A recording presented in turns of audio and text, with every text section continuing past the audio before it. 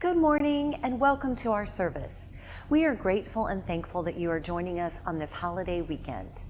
If you would like to learn more about how to become active and engaged in our congregation, please fill out a visitor form on our website at www.unitytemple.org, or you may reach out to me directly. My name is tlewis and I serve as the Director of Engagement and Membership. I may be reached at tlewis@unitytemple.org or at 708-848-6225, extension 102. I look forward to hearing from you, and I hope you enjoy the service.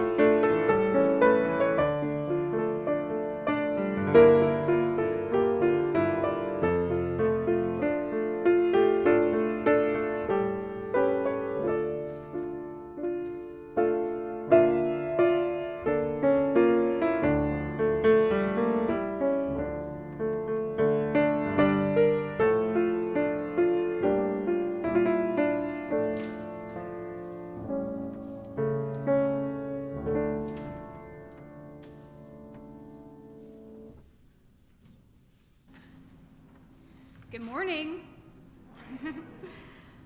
My name is Kimberly Brumersky, and I serve on your Board of Trustees here at Unity Temple. It is my pleasure to welcome you here this morning. If you are here for the first time, thank you for joining us. We look forward to getting to know you. We invite everyone present in the sanctuary today to join our in-person community time immediately following the service. Our online Zoom community time will also happen right after the service. The link to that can be found in the e-beacon or Friday's email, or you may send an email to tlewis@unitytemple.org to request the link. We appreciate everyone here wearing a mask over your mouth and nose during the service as a way to protect each other, especially our children and those among us who may not be able to be vaccinated. If you find yourself needing to take a break from wearing your mask, we invite you to go out on the patio and come back when you are ready. Each week, we take this time to remind ourselves of our congregation's core values. They are connection, transformation, justice, and acceptance. Our mission is to embody these core values in our daily lives by welcoming all, inspiring compassion, nurturing wonder, and serving community. Unitarian Universalists also uphold 7 principles. Today, I would like to remind us of Principle 5. As a Unitarian Universalist congregation, we affirm and promote the right of conscience and the use of the democratic process within our congregations and in society at large. To this end, registration is now open for our virtual annual meeting. It will be held on Sunday, December 12th at noon via Zoom. The link to register was emailed to you and can also be found in the e-beacon. In order to ensure the integrity of the voting process and protect the safety of all participants, members must register in advance, and the deadline for that is Saturday, December 11th at noon. As we approach the annual meeting, the board will be holding some pre-meeting workshops. The Zoom link for these sessions can be found in the e-beacon. They will all have the same content, so you only need to attend one, although you're able to attend as many as you would like. These sessions are today at 1, tomorrow, Monday, November 29th at 7 p.m., and Sunday, December 6th at 7. If none of these dates or times work for you, you can contact bot@unitytemple.org. And you should always feel able to reach out to us individually as well. I would also like to extend an invitation to join us at a virtual community town hall meeting with Reverend David Pyle on Sunday, December 5th at 1 p.m. Reverend Pyle is the UUA Midwest Regional Lead and our Congregational Life Consultant. This will be a time for all of us to hear and share an accurate and meaningful information about the transitions we are going through together. We are so glad that you are with us today. We hope you find the service both inspiring and meaningful. I invite you now to take a moment to greet one another, both online and in the sanctuary. Thank you for listening and participating.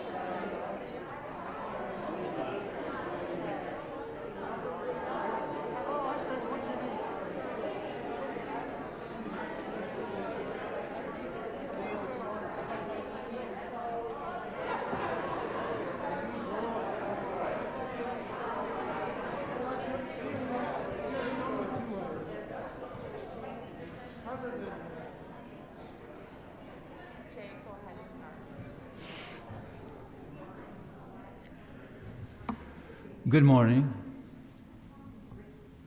For those of you online, we invite you to light your chalice along with us.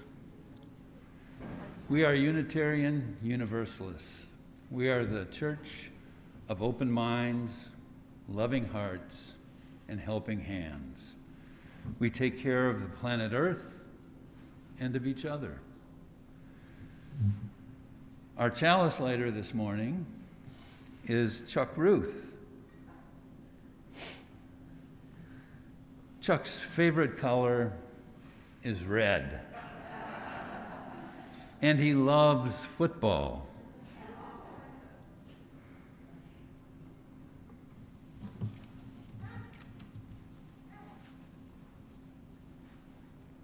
Thank you, Chuck.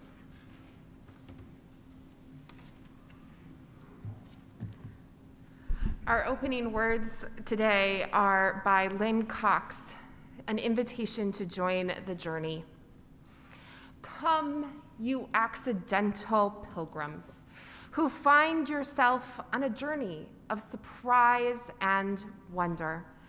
Come, you who emerge into this place as an act of liberation.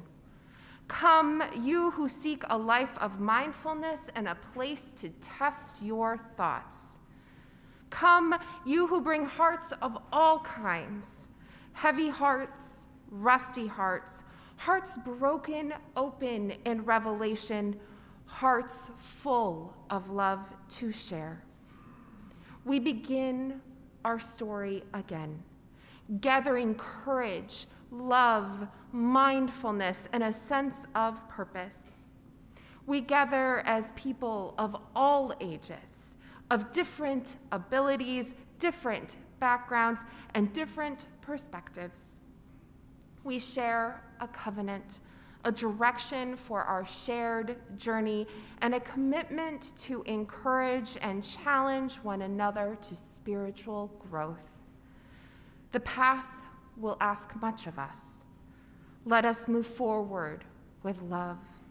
Let us move forward with appreciation for each other. Let us move forward knowing that we are not alone. Whoever you are, whatever whatever your gifts are, wherever you are on life's journey, wherever you are in the world, you are welcome to join this journey. Come, let us worship together.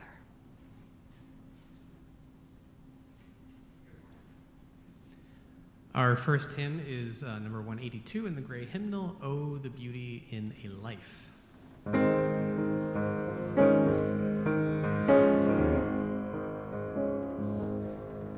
Oh, the beauty in a life that illumines honor anew, that models wise and gracious ways to every seeker,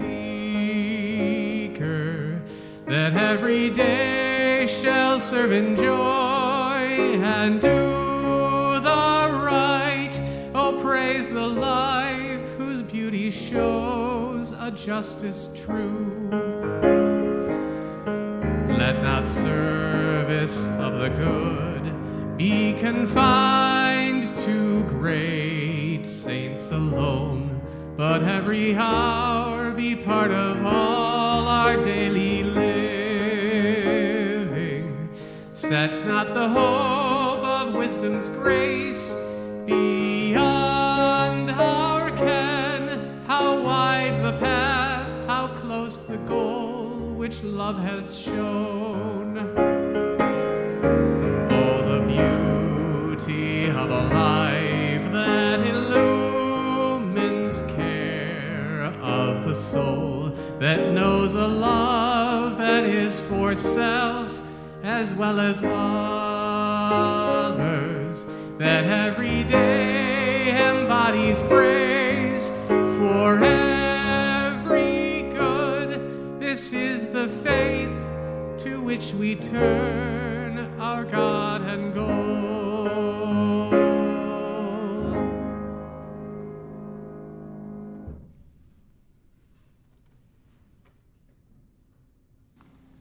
Please join me in the words of our covenant. Love is the doctrine of this congregation. The quest for truth is its sacrament, and service is its prayer. To dwell together in peace, to seek knowledge in freedom, to serve humanity in fellowship, to the end that all souls shall grow into harmony with the divine. Thus do we covenant with each other and with God.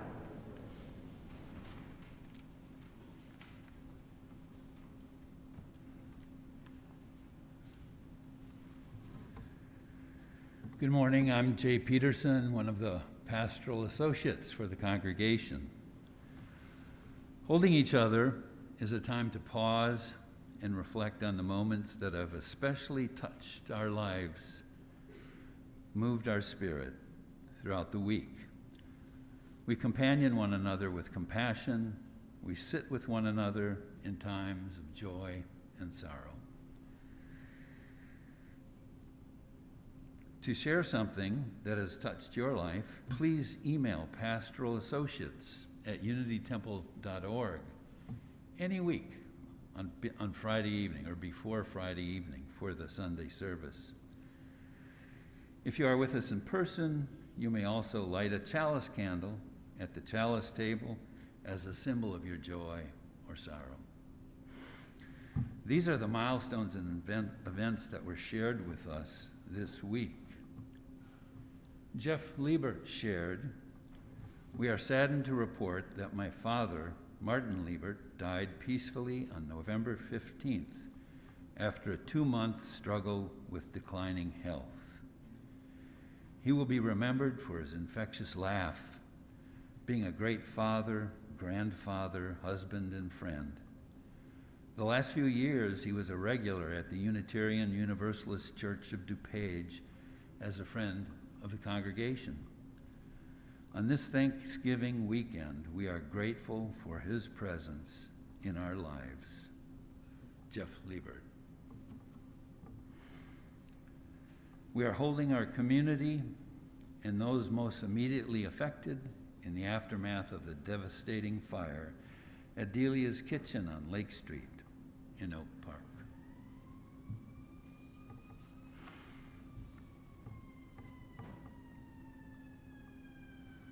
Violence touches the lives of many people inside our community and throughout the world. We hold in our hearts all those whose lives have been impacted by violence as either victims or perpetrators. Let us hold in our hearts each of these joys and sorrows shared, as well as those that remain unspoken. Be an opening for listening and sharing throughout your day and the week ahead.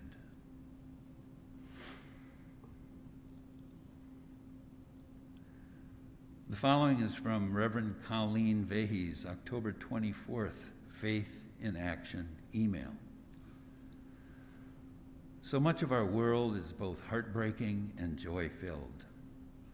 There is so much to mourn and to celebrate in these times and at all times. One of the many gifts of being part of our congregation is that we accompany one another through all of life's joys and sorrows, through all the mourning and celebration. And hopefully, we learn and grow and are transformed by that journey. We are grateful to each of you, to all our leaders and all our community partners for the many ways you help us bend the moral arc of the universe towards justice. So much more is accomplished in cooperation and community than could ever be done alone.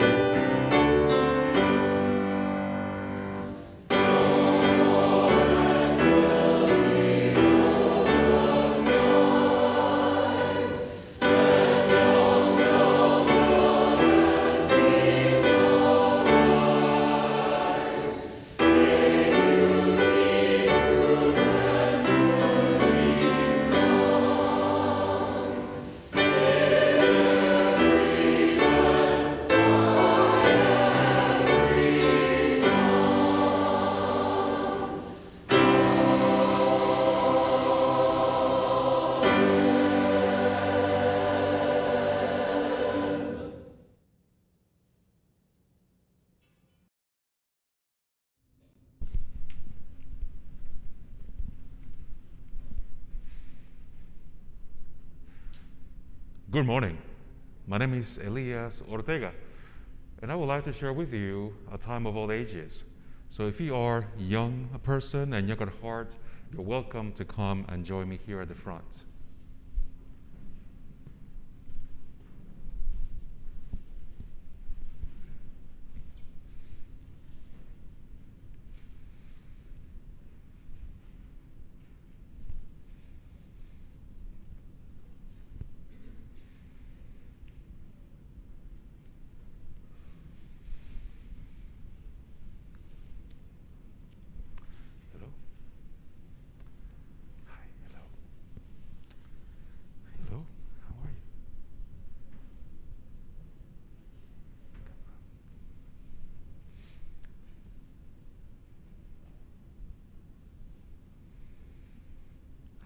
Welcome. Good morning.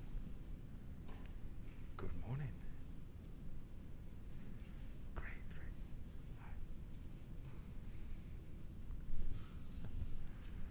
Hey, hello everyone. Hi. So today I want to share with you a story of a man named Jimmy Lee Jackson. Have any of you heard that name before? No? Okay.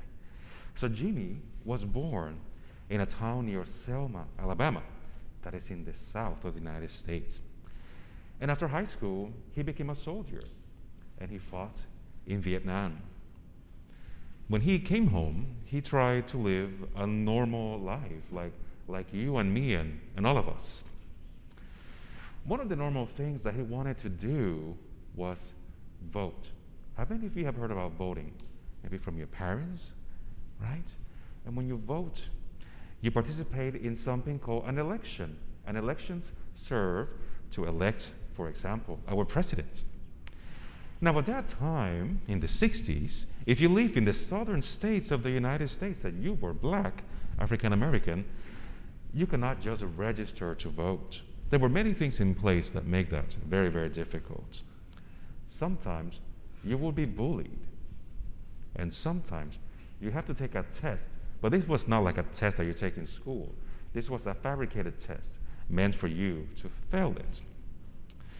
Sometimes they had to pay a tax, they had to pay a fine to be able to vote. These were many, many ways that were used to keep African Americans from voting. Jamie Lee Jackson, like many African Americans, tried to register to vote, but failed time and time again, even though he was an American citizen and he fought for the country. So in 1964 and 65, in Selma, Alabama, African Americans, including Reverend Dr. Martin Luther King Jr., came together to peacefully protest and march because they wanted to vote. In February of that year, 1965, Jimmy Lee, his sister, his mother, and his 82-year-old grandfather decided that they were going to join the march. That night, the town leaders decided to turn off the street lights as they were marching. This was intended to confuse people, to make them scared, to intimidate them. The peaceful protesters ran away into people's homes and through the streets. Jimmy Lee and his family went into a local cafe where they were followed by the police. Jimmy tried to protect his family, particularly his grandfather, and he stand in front of the police. And one of them shot him in the stomach. He went to the hospital, but he had to go to the segregated hospital, which was far away from the main part of town, and it took longer. There, Reverend Dr. Martin Luther King Jr. visited him, and he said the following: I will never forget as I stood by his bedside a few days ago, how radiant he still responded, how he mentioned the freedom movement and how he talked about the family that he still had in his God. Like every self-respecting Negro, Jimmy Lee wanted to be free. We must be concerned not merely about who murdered him, but about the system, the way of life, the philosophy which produced this murder. Sadly, Jamie Lee passed 4 days later. He was only 26 years old. He died because he wanted to vote, but he couldn't vote because he was black in a segregated country. Even though he was asking for that right peacefully by marching, the police, following the instructions of the state, hurt him. Reverend Dr. Martin Luther King Jr. and others who were marching wanted to change that system so that racism was not allowed to exist and that we can live peacefully. Today, many more people can vote, but still, not everyone. Many laws still make it very difficult for people to vote. And many of our police officers are not yet trained in such a way that they will preserve the safety of black and brown folks. And this is why, as Unitarian Universalists, we want change. This is why you're going to hear words among our communities about reformation, about transformation of our legal justice system, of our voting system, and of our policing, so that justice will be served. May it be so, and blessed be. All right, now we sing.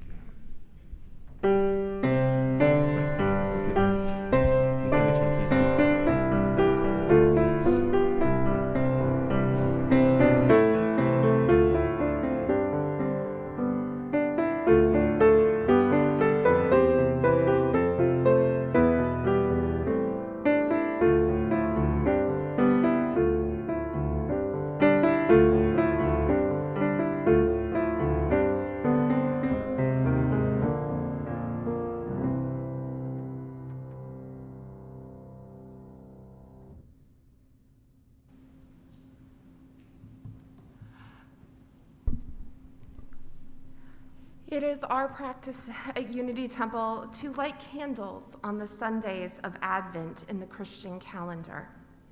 Advent is a season of waiting and anticipation. In the Christian tradition, Christians await Christmas, which marks the birth of Jesus.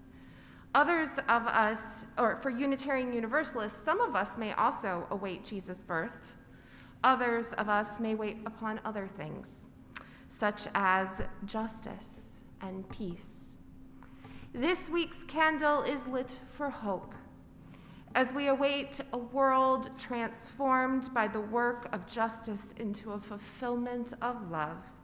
May we hold on to the light of hope that we may be all transformed and liberated.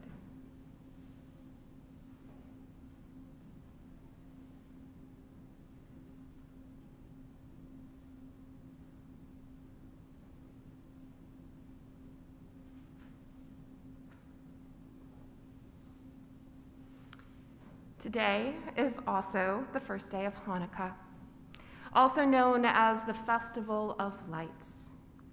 In the Jewish tradition, Hanukkah celebrates two miracles: a military victory over the Maccabees and the miracle of the candle oil, lasting 8 days, despite there only being enough for one. On this first day of Hanukkah, let us light this candle as a reminder to look for miracles in the everyday. For even the smallest act can bring about big change.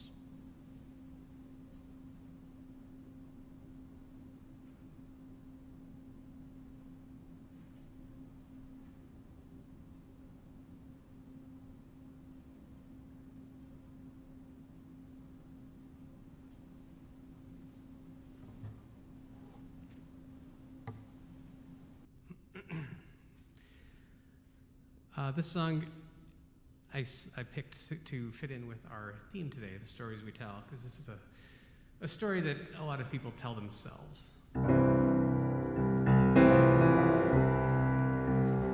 Winter's day, in a deep and dark December,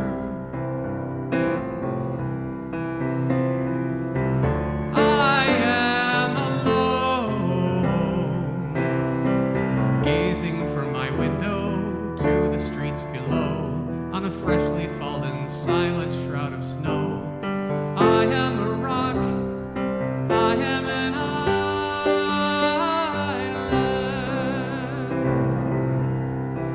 I've built walls, a fortress steep and mighty, that none can make penetrate. I have no need of friendship. Friendship causes pain, its laughter and its loving high disdain. I am a rock, I am an island. Don't talk of love,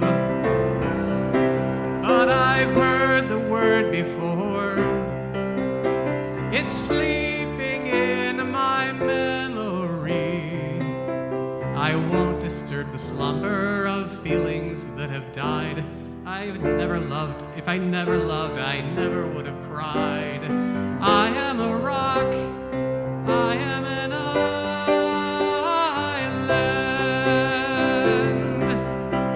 I have my books and my poetry to protect me. I am shielded in my armor, hiding in my room, safe within my womb. I touch no one and no one touches me. I am a rock, I am an island.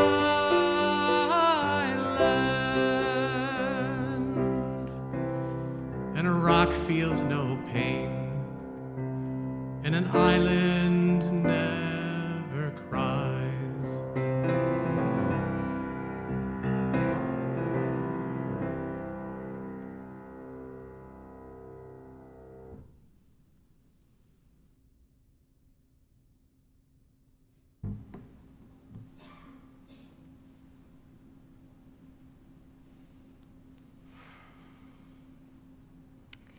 There is a story we Unitarian Universalists tell of Reverend James Reeb.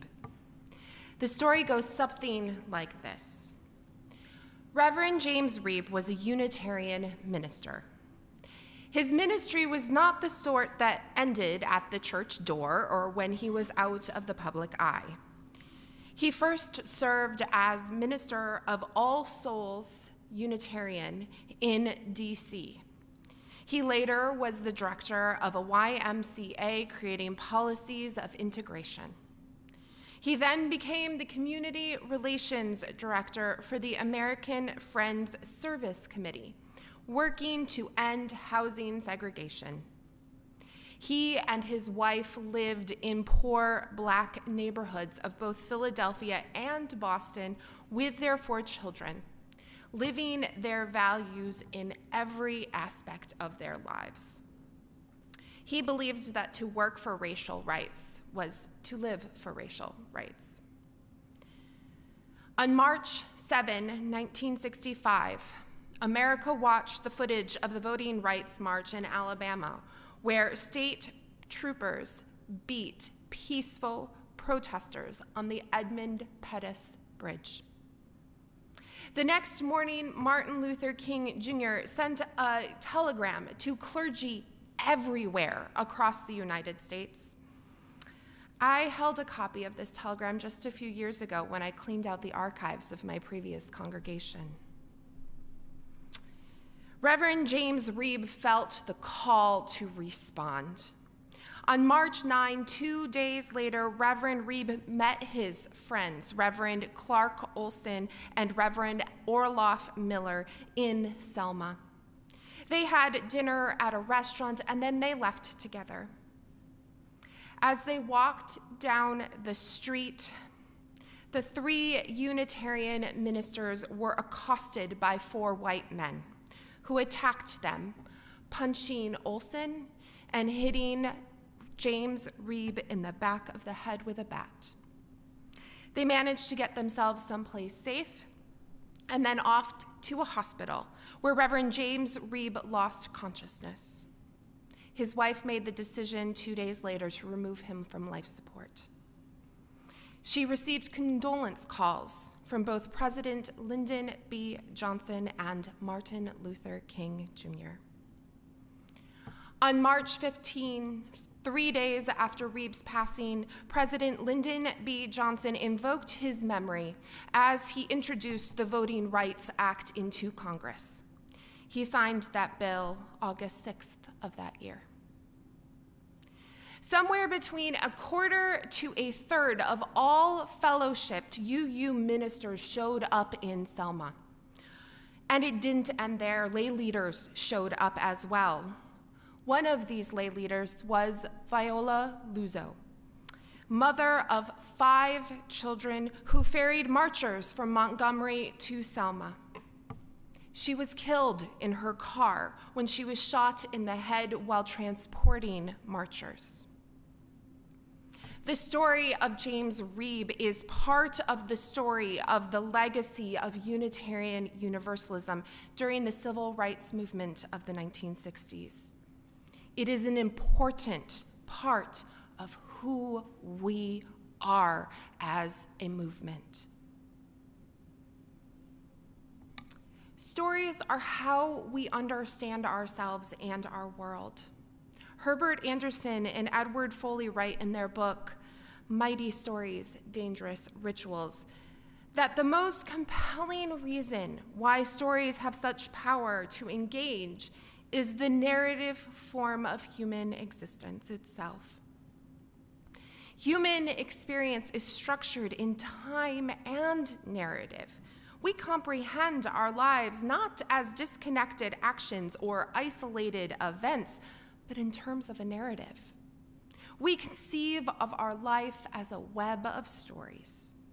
The narrative mode serves to foster the sense of movement and process in individual and communal life.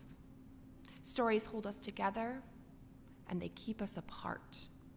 We tell stories to live. And a good story A story like Reverend James Reeb gives us pride, gives us motivation, gives us meaning, even in the midst of sorrow and heartbreak. It also gives us identity as Unitarian Universalists. We can point to this moment, to this story, as a part of who we are as a people and as a faith community. But stories are also a dilemma, because stories are tales of our meaning-making.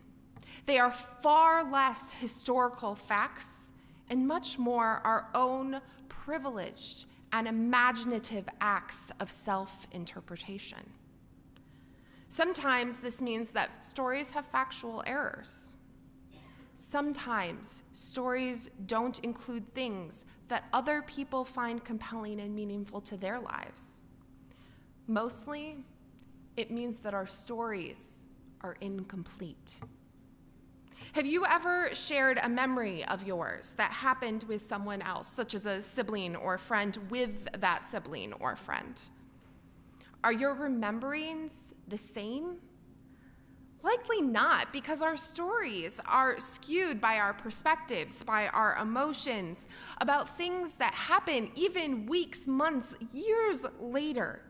All of these things can impact and distort our stories. But Anderson and Foley write of another problem with stories. We tell stories so that we can live with them, so that we can live with ourselves. We modify and change stories, convincing ourselves that things really did happen in a particular way.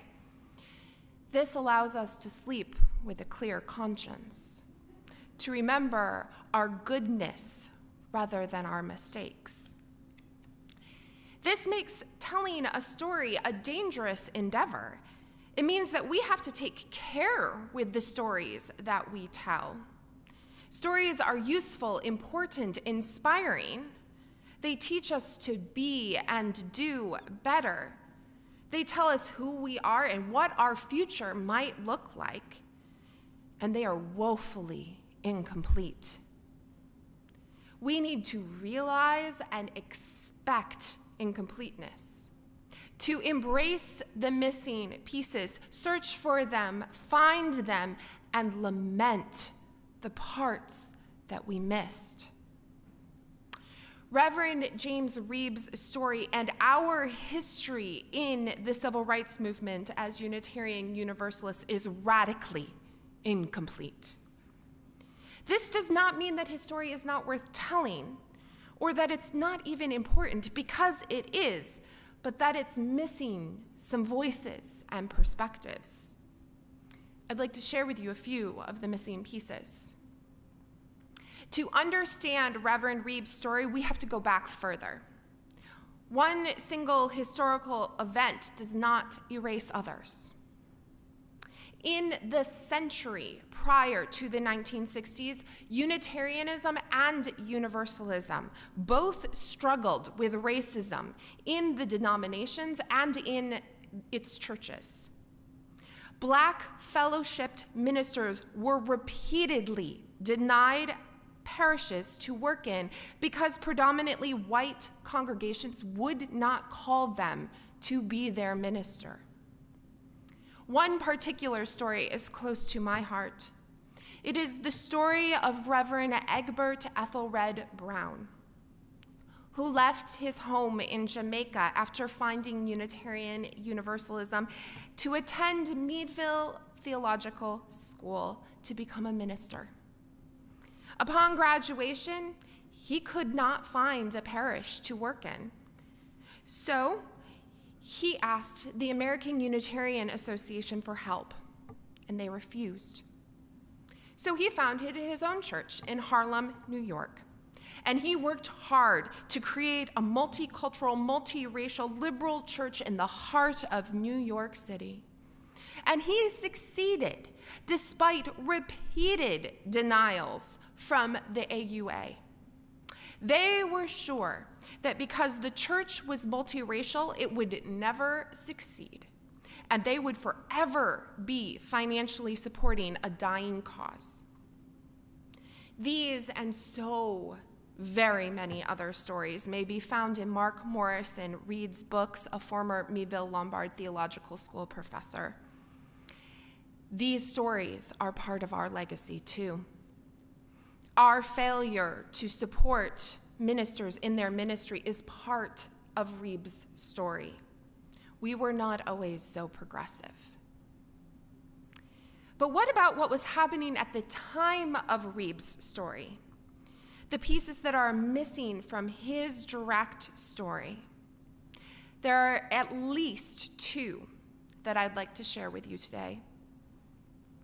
First, the story of Jimmy Lee Jackson, which was told during the time for all ages. Jackson was a Black man who peacefully marched less than 2 weeks before Reeb showed up in Selma, who was beaten and shot by white men, including a state trooper.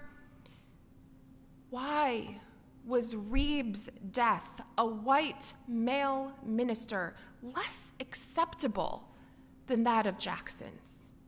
So much so that the President of the United States got involved with Reverend Reeb's death.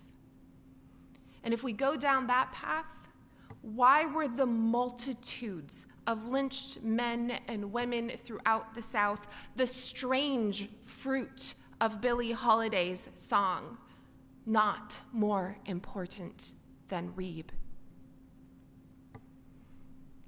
The second part of Reeb's direct story that is missing involves the Unitarian Universalist ministers who showed up in Selma.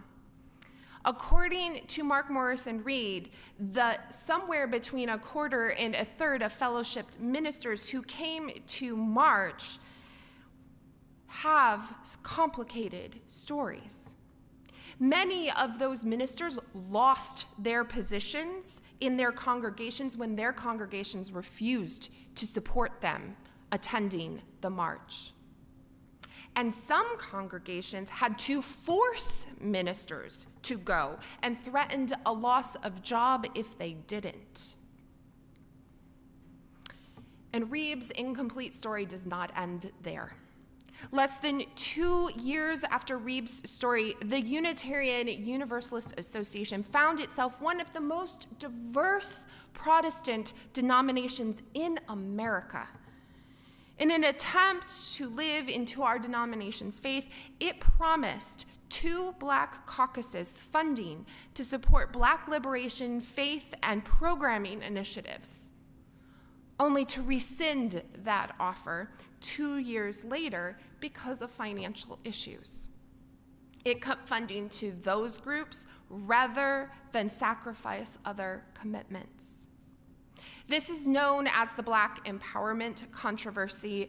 Bill Sinkford names it the white empowerment controversy. And there is a documentary that you can find on YouTube called The Wilderness Journey that explores it. And then it continues. For we were called out from within our faith by ministers and lay leaders to our racism and white supremacist systems in the early 80s, in the early 2000s, and once again in the Commission on Institutional Changes report, Widening the Circle of Concern, which was printed just last year. We have failed time and again to reach for the possibility of liberation. Our story is not finished, and it is so very, very incomplete. Why is Reverend James Reeb's story snipped and cut to our satisfaction? Because it's the story we can live with. It's the story that makes us look good. When Reverend James Reeb's story is told, as I told it as the beginning, we are reinforcing our own identity and worldview, and we miss the truth. What I think we need to realize is that Reeb's story, when told in full, gives us more than truth. When we speak the truth in vulnerability and humility, adding all of those missing pieces, we become the link that liberates us from oppression as oppressed and as oppressor. We find dignity and grace in the complete story. We enter into the interconnected web, allowing us to be liberated from our own worldview in order that we might combine our stories towards completion to form a community that lives and works towards justice. Reeb's story in its fuller form provides us an example of how stories are not only powerful, but they are dangerous. This is true of all of our stories. The stories we tell in our everyday lives, the stories we tell about Unity Temple, the stories we tell about our collective history. Anderson and Foley write that telling stories is the way to be human. Even as we create stories, we are at the same time being shaped by the stories we fashion. This narrative approach to life is risky, however. Authentic life as individuals and in community reveals more than it conceals. It keeps the tension so that the stories we tell will reveal enough ambiguity and vulnerability to create and sustain human communities. Telling our stories means we are shaped by them. So the question becomes, are the stories that we tell the stories that reaffirm our own personal worldview? Or are they the stories that shape us into community, shape us into justice, shape us into transformation? How might the stories we seek to speak the truth to power and transformation and transform us into possibility and towards liberation? Amen.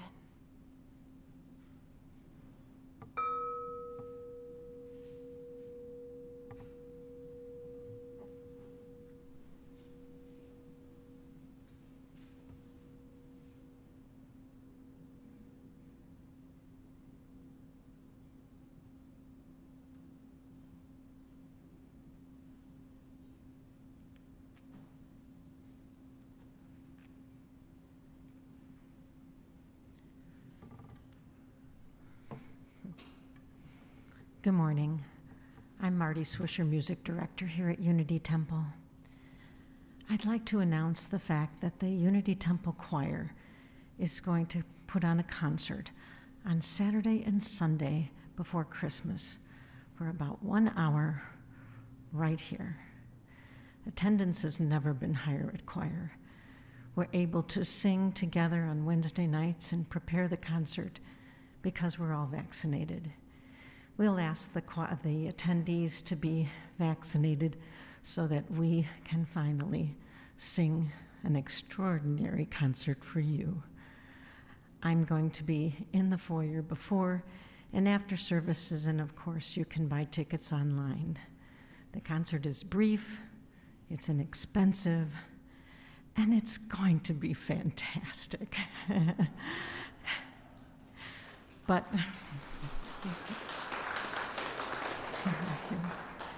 what I really was asked to do here is to introduce the offering.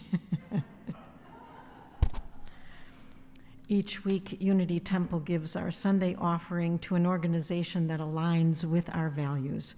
This week, our offering supports Unity Temple's Abundance Fund.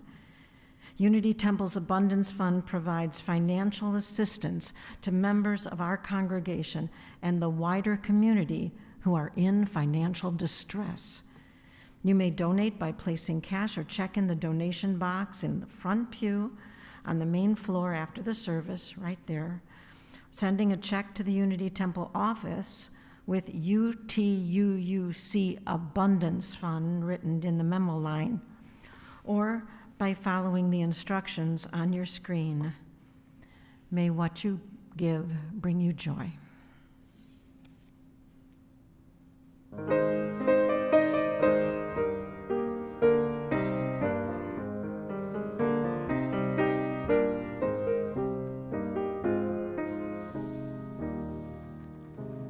Wake now my senses and hear the earth call. Feel the deep power of being in all. Keep with the web of creation your vow, giving, receiving, as love shows us how.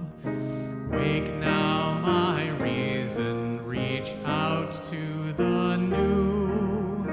Join with each pilgrim who quests for the true. Honor the beauty and wisdom of time. Suffer thy limit and praise the sublime. Wake now compassion, give heed to the cry. Voices of suffering fill the wide sky. Take as your neighbor both stranger and friend, praying and striving their hardship to end.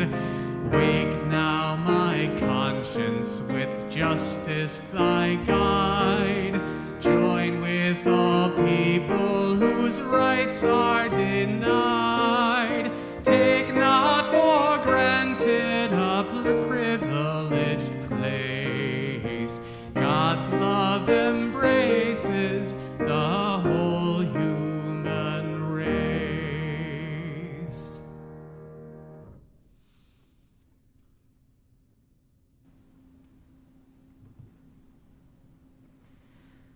Our closing words are from Andrea Hawkins Camper. Be about the work. May we see all as it is, and may it all be as we see it. May we be the ones to make it as it should be. If not for us, who? If not now, when? This is answering the cry of justice with the work of peace. This is redeeming the pain of history with the grace of wisdom. This is the work we are called to do, and this is the call we answer now. To be the barrier and the bridge, to be the living embodiment of the principles, to be about the work of building the beloved community, to be a people of intention and a people of conscience. May it be so.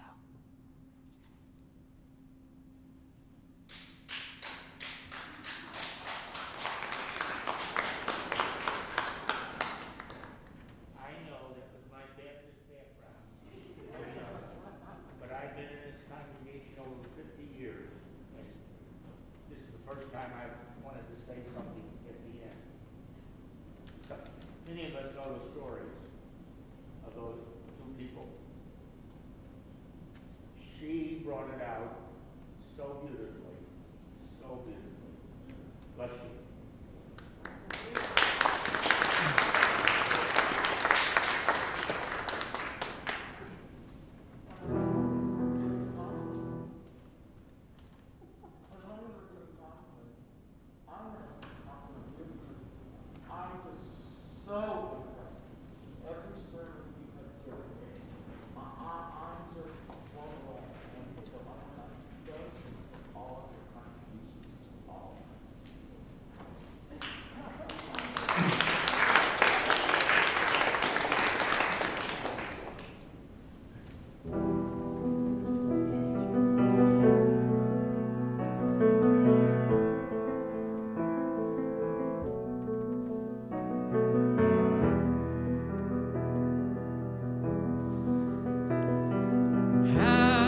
compassion for everyone you meet, even if they don't want it. What seems conceit is always a sign, always a sign, always a sign.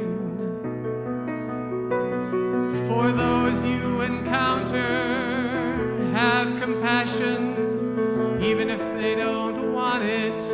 What seems bad manners is always a sign, always a sign, always a sign. Always a sign of things no ears have heard, always a sign of things no eyes have seen. You do not know what wars are going on down there where the spirit meets the bone, down there where the spirit meets the bone, down where the spirit meets the bone.